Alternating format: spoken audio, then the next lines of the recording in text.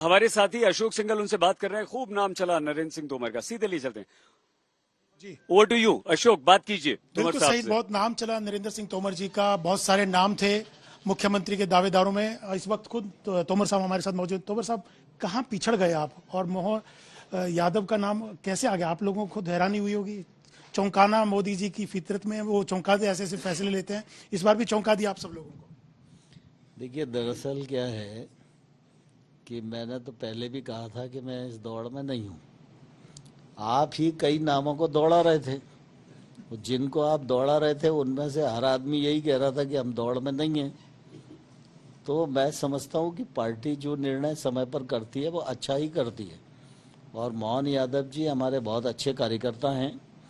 वो विधायक भी रहे हैं, संगठन के पदों पर भी रहे हैं, सरकार में मंत्री भी रहे हैं। उनका जो निर्णय है वो बहुत ही अच्छा है, प्रशंसा के योग्य है। मैं उनको बहुत बधाई देता हूं और वो अपने दायित्व का निर्वहन अच्छे से कर सकें, इसके लिए बहुत शुभकामनाएं देता हूं। आपको हैरानी हुई उनके नाम को लेकर? नहीं, हैरानी नहीं, मैं तो कई सालों से मोहन यादव के साथ काम कर रहा हूँ। इतने बड़े बड़े नाम, प्रहलाद पटेल, आप, शिवराज सिंह चौहान, ज्योतिरादित्य सिंधिया, कैलाश विजयवर्गीय, सब बड़े बड़े नाम कहाँ पिछड़ गए और वो आगे निकल गए आप लोगों से?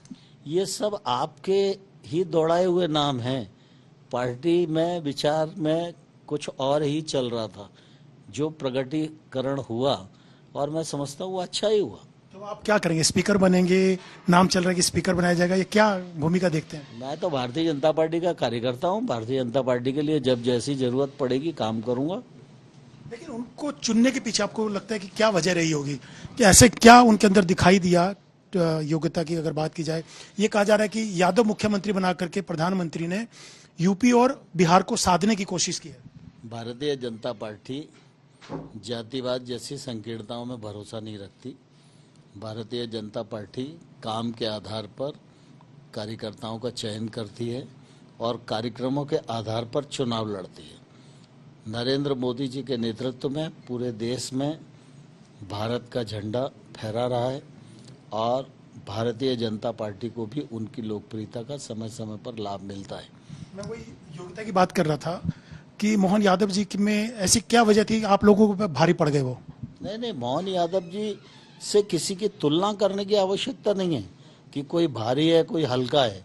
भारतीय जनता पार्टी में कार्यकर्ता होना ही सबसे बड़ा दायित्व है और मोहन यादव जी हमारे कार्यकर्ता भी हैं और मैंने जैसा पूर्व में बताया आपको, संगठन के काम का भी उनको अनुभव है, विधायिका का भी अनुभव है, सरकार में भी वो काम कर चुके हैं। इसलिए निश्चित रूप से उनका अपना अनुभव है, उसके आधार पर वो आगामी दायित्व को भी अच्छे से निभा पाएंगे, या मैं विश्वास पूर्वक कहता हूँ। अब शिवराज सिंह चौहान कितने लंबे समय से मुख्यमंत्री, प्रहलाद पटेल केंद्र में मंत्री, आप भी केंद्र में मंत्री रहे, तमाम बड़े बड़े लोग, अब उनकी भूमिका क्या देखते हैं? क्या इनके अंडर काम करने को तैयार हैं? क्योंकि महाराष्ट्र की अगर बात की जाए तो देवेंद्र फडणवीस मुख्यमंत्री थे, डिप्टी सीएम बनाया गया उनको। क्या ये जो लंबे बड़े बड़े कद्दावर नेता है, मोहन यादव के अंडर काम करने को लिए तैयार है? देखिए, सवाल कौन किसके अंडर में काम करेगा ये नहीं है। सवाल ये है, ये सब भारतीय जनता पार्टी के कार्यकर्ता हैं। भारतीय जनता पार्टी जो काम देती है उसको सब करते हैं।